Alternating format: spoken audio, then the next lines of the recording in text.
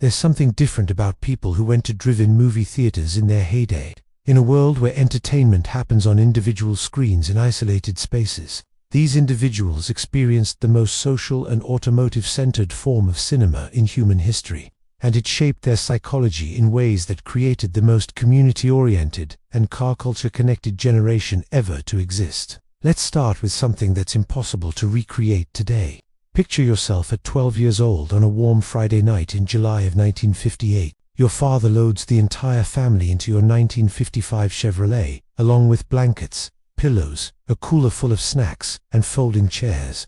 You're not just going to see a movie, you're going to the Sunset Drive-In Theater, where your car becomes your private movie theater under the stars. The drive-in experience begins the moment you turn into the entrance. Cars are streaming in from all directions, families with the same idea, couples on dates, teenagers with their friends. The attendant hands your father a ticket and directs you to find a spot on the gently sloped field that faces the enormous white screen. This isn't just parking, this is claiming your family's territory for the evening's entertainment. But here's what made this experience psychologically profound beyond just watching movies outdoors. The drive-in theater represented the perfect marriage of America's two greatest post-war innovations, automobiles and mass entertainment. Your family's car wasn't just transportation to get to the movies. It was your movie theater, your dining room, your social space, and your private family zone all combined into one mobile entertainment unit. Think about what happened to your developing brain during those drive-in evenings.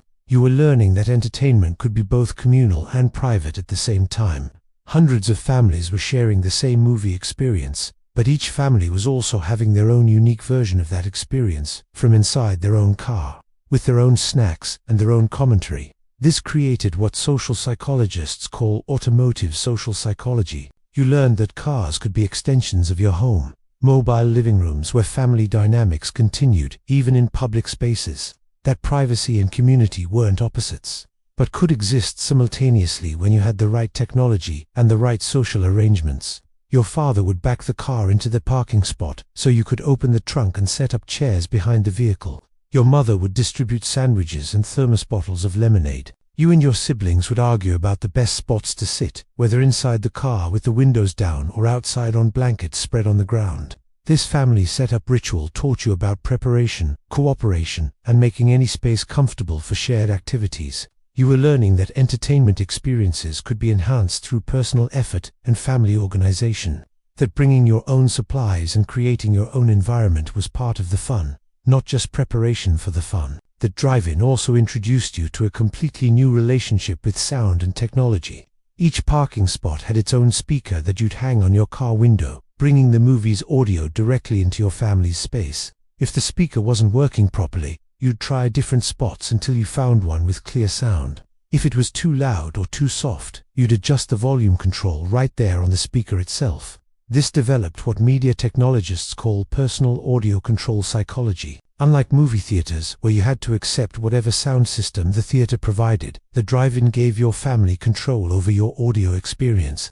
You learned that technology could be personalized and adjusted to suit your preferences, rather than forcing you to adapt to predetermined settings. Now imagine the sun setting behind the giant screen as the first movie begins. The sky gradually darkens from blue to purple to black, and stars become visible overhead. You're watching a movie, but you're also experiencing weather, temperature changes, and the natural transition from day to night. This isn't just entertainment, it's an event that involves all your senses and connects you to the natural world. But there's something deeper happening here. Drive-in theaters created a unique form of multi-generational entertainment, where different age groups could enjoy the same event in different ways. Parents appreciated the convenience of not having to find babysitters or worry about children disturbing other moviegoers. Teenagers valued the social aspects and the independence that came with bringing dates in their own cars. Younger children loved the novelty and freedom of watching movies in pajamas while lying in the back seat. This taught you that the best entertainment experiences serve multiple purposes, for multiple people simultaneously.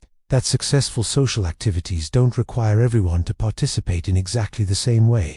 That flexibility in how people engage with shared experiences makes those experiences more inclusive and more satisfying for everyone involved. The drive-in intermission was an experience unto itself.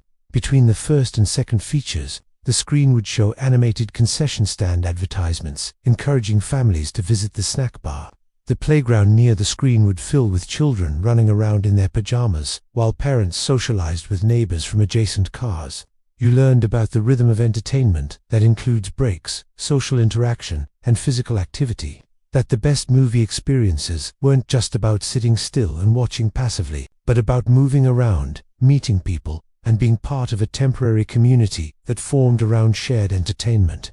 The drive-in experience also taught you about weather, seasons, and the relationship between outdoor activities and family planning.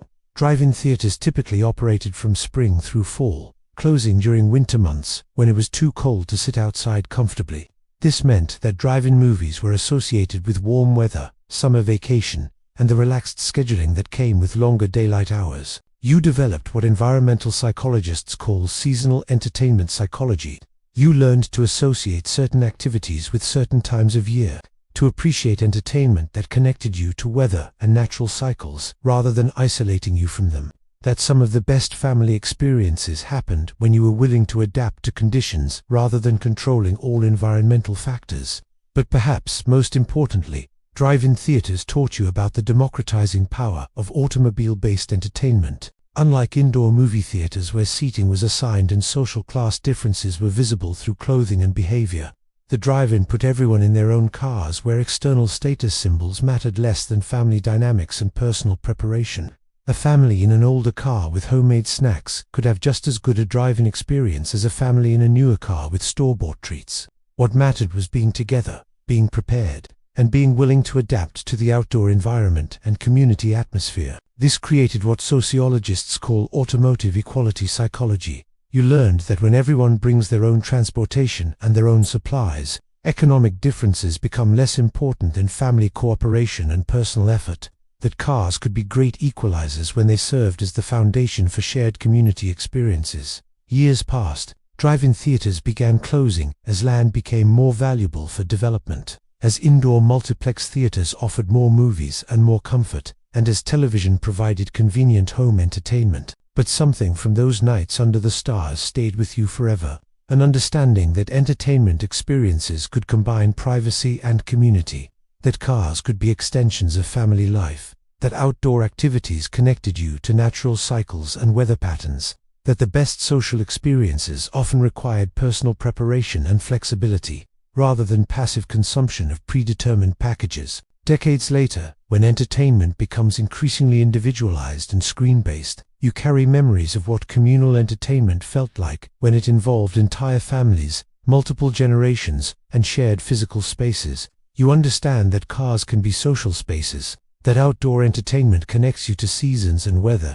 and that the best movie experiences might involve more than just watching movies. Now, imagine trying to explain to your grandchildren what it was like when going to the movies meant packing the car, finding a good parking spot, and watching films under the stars. How drive-in theaters weren't just cheaper than indoor theaters. They were completely different experiences that brought families together in ways that indoor entertainment never could. This isn't nostalgia for more complicated entertainment times. This is recognition of a fundamentally different relationship with cars, family activities, and community entertainment. You learned that the best social experiences often happen when people have control over their environment while sharing common activities. When modern entertainment isolates individuals or requires expensive admission to predetermined experiences, you carry knowledge about alternatives. You know that cars can be entertainment venues, that families can create their own versions of shared activities, and that outdoor entertainment connects people to natural cycles in ways that indoor entertainment cannot. Your drive-in childhood taught you that entertainment serves family bonding, community building, and connection to place and season, not just individual amusement. That the best movie experiences might happen in parking lots under stars, with your family around you and hundreds of other families sharing the same sky. Those summer nights at the drive-in weren't just cheaper alternatives to indoor movie theaters. They were lessons in automotive social psychology, family cooperation, and community entertainment that shaped how you think about cars, families, and shared experiences for the rest of your life. Drop a comment and share your drive-in memory. Do you remember which drive-in theater your family went to? What movies did you see there? How did your family set up for the evening? What do you miss most about the drive-in experience? And if this resonated with you, hit like and subscribe, because we dive deep into the psychology that explains how your unique automotive entertainment experiences shape the remarkable community consciousness and family bonding skills you carry today. See you next time.